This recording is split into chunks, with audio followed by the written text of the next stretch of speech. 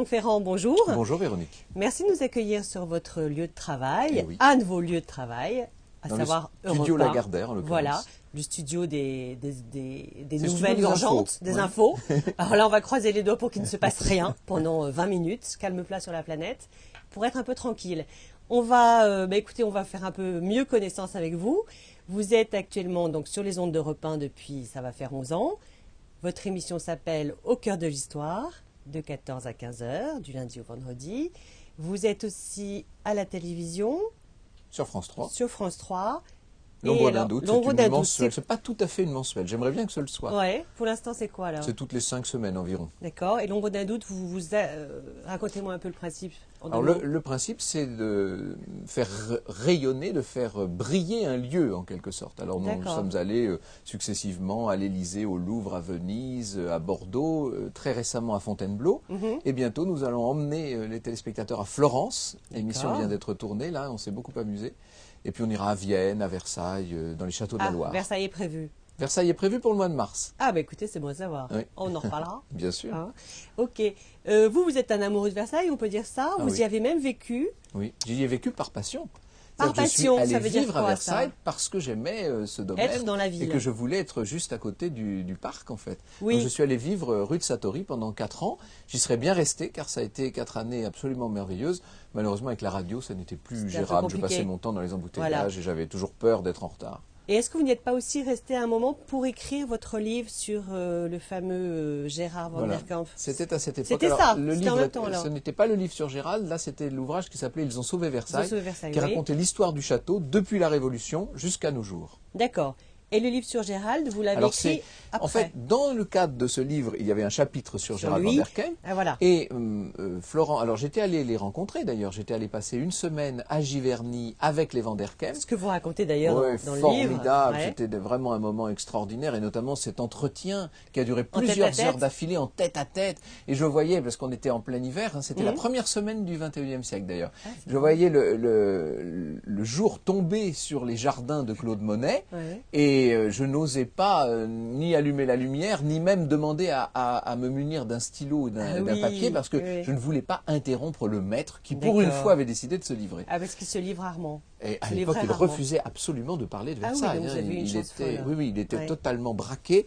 Et quand on citait ne serait-ce que le nom de Versailles, il se rembrunissait. Et puis un jour, son épouse Florence était partie à Paris et il me dit... Alors, que voulez-vous savoir sur Versailles? Incroyable. Et je lui ai dit tout. Voilà. Il m'a dit, j'espère que vous avez du temps devant vous. Et ça a duré des heures. Et voilà. Et c'était pas du tout prévu. Non. Et vous avez tout gardé en tête. J'ai essayé le plus possible. J'ai oublié des choses, forcément. Voilà, d'accord.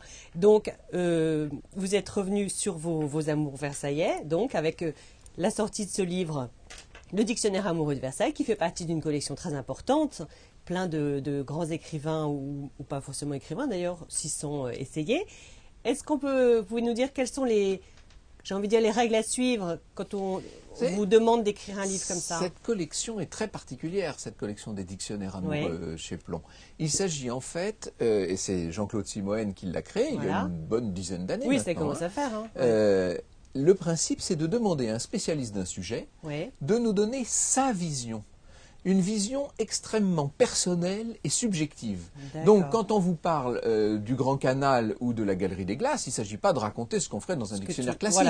Il faut raconter ce qu'on y a vécu soi-même, ce qu'on a appris que les autres ne savent pas et ce qu'on en pense. Donc, ça demande c'est une énergie folle et c'est une exigence incroyable que de pouvoir livrer sur chacun des aspects de cet énorme sujet qu'est le domaine de Versailles en l'occurrence, de pouvoir livrer un point de vue tout à fait unique et personnel. Et alors certains respectent plus ou moins évidemment la règle. Hein. On connaît des dictionnaires amoureux qui, à mon avis, sont très peu amoureux, entre nous soit dit. Mais moi j'ai vraiment, j'ai envie de dire, c'est à la fois ma qualité et mon défaut, c'est que j'ai horreur du hors-sujet. Et quand on me demande un exercice, j'essaie de m'y plier. Bon. Et donc là, j'ai vraiment joué le jeu.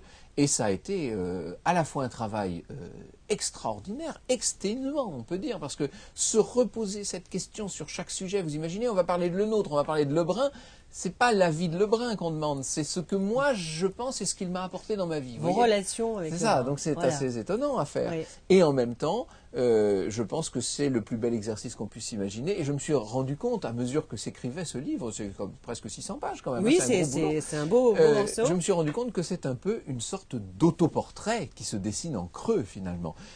J'étais en train d'écrire sur Versailles et sans l'avoir vraiment décidé, c'est sur moi que je finissais par écrire. D'accord.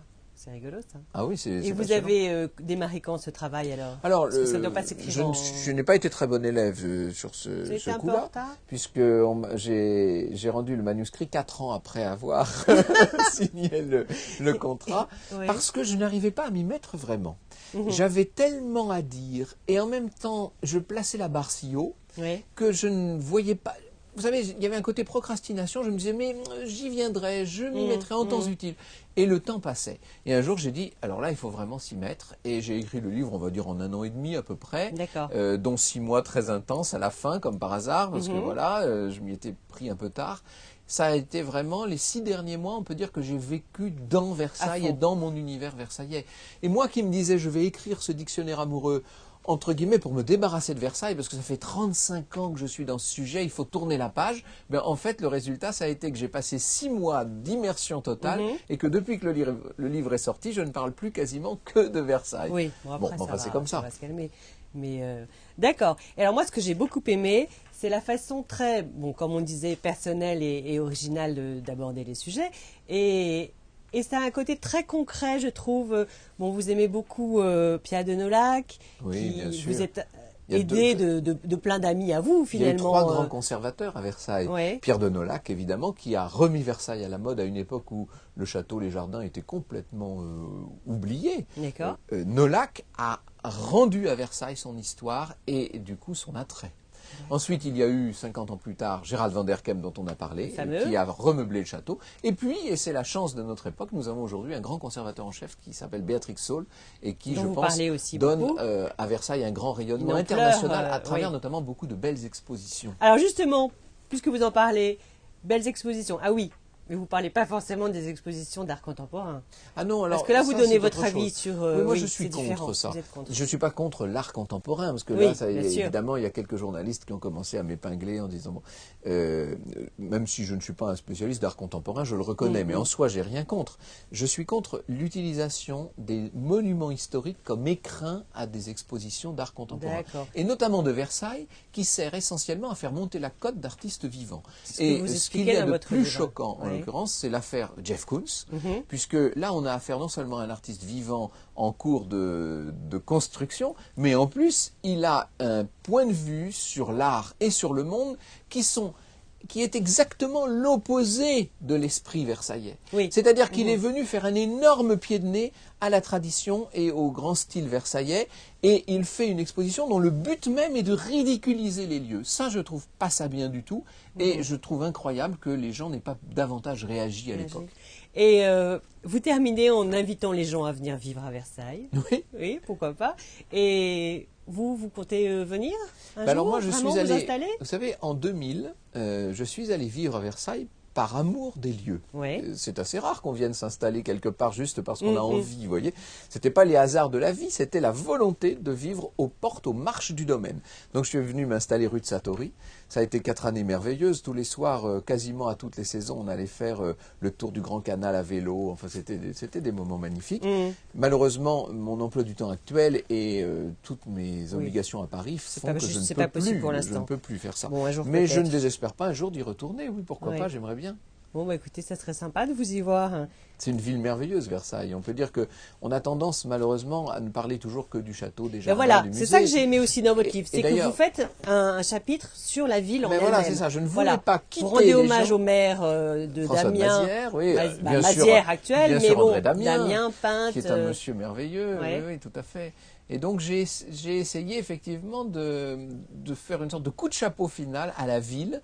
En elle-même. Et je dis aux lecteurs deux choses. D'abord, si vous êtes visiteur du château de Versailles, prenez le temps d'aller voir un peu la ville. Allez vous promener au parc Balby, allez voir le musée Lambinet, allez à l'Osmothèque, allez à la maison de Madame Elisabeth sur la Montreuil, sur l'avenue de Paris. Voilà, ça fait partie des choses à faire. Et puis, si vous êtes d'une façon plus générale parisien, pourquoi ne venez-vous pas vous installer à Versailles? Alors je sais que les Versailles ont horreur qu'on dise ça, ils sont bien contents de profiter, d'être tranquilles dans cette ville, mais en même temps, je sais que peu de gens suivront le conseil et que ceux qui vont le suivre seront heureux, alors c'était presque une mission. Ah oui, une mission carrément. Écoutez, c'est un gentil, il aura repeuplé Versailles. Et ensuite, oui, alors pour revenir à, je vous disais le côté concret, même pratique, vous faites je ne sais pas si on peut dire un chapitre, enfin une des lettres dans le A, vous faites un article disons, sur, une entrée, comme on dit dans les dictionnaires. Voilà, sur le mot accueil.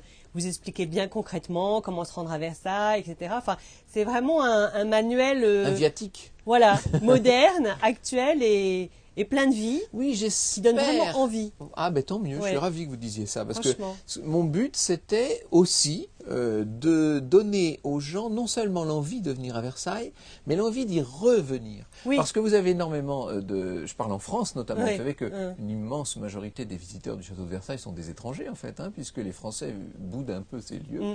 Pour une raison simple, c'est que généralement ils y sont allés une fois, ils n'ont pas préparé leur visite, ils arrivent un peu tard dans la journée, ils se retrouvent dans une file interminable. Ensuite, ils sont bousculés, si je puis dire, dans cette espèce de boulevard touristique qu'est le Grand Appartement, la Galerie des Glaces et l'appartement de la Reine.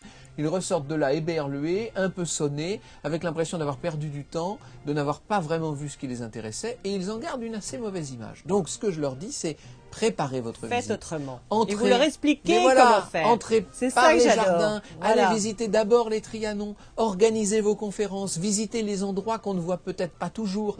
Mais tout ça se prépare à l'avance grâce à Internet ou même simplement par téléphone. Mais une visite à Versailles, ça se prépare, il y faut du temps. On ne vient pas à Versailles pour 4 heures, on vient à Versailles au moins pour une journée, si possible pour 2. Et voilà, une fois qu'on a toutes ces conditions... On peut dormir à Versailles aussi. Mais évidemment, bien entendu. Voilà. Très bien. Ben, écoutez, merci pour ce livre qui va éclairer et qui reste, comment dire, vous arrivez à dire encore des choses nouvelles, quoi. Ben, j'essaie. Ça. Vous savez, vous ne pouvez pas passer 35 ans de votre vie avec une passion comme celle de Versailles sans finir par accumuler un certain nombre de petites connaissances, de petites choses qui ne sont généralement pas dites. Oui. Eh bien, moi, j'ai essayé parce que le problème, c'est que maintenant que le livre est refermé, je me rends compte que j'ai oublié des choses. Ben, presque, oui. Mais en tout cas, j'ai essayé de livrer ce qu'on ne dit pas d'habitude. Et ben voilà. Et je vous en remercie. Merci à vous. Franck Ferrand, à bientôt.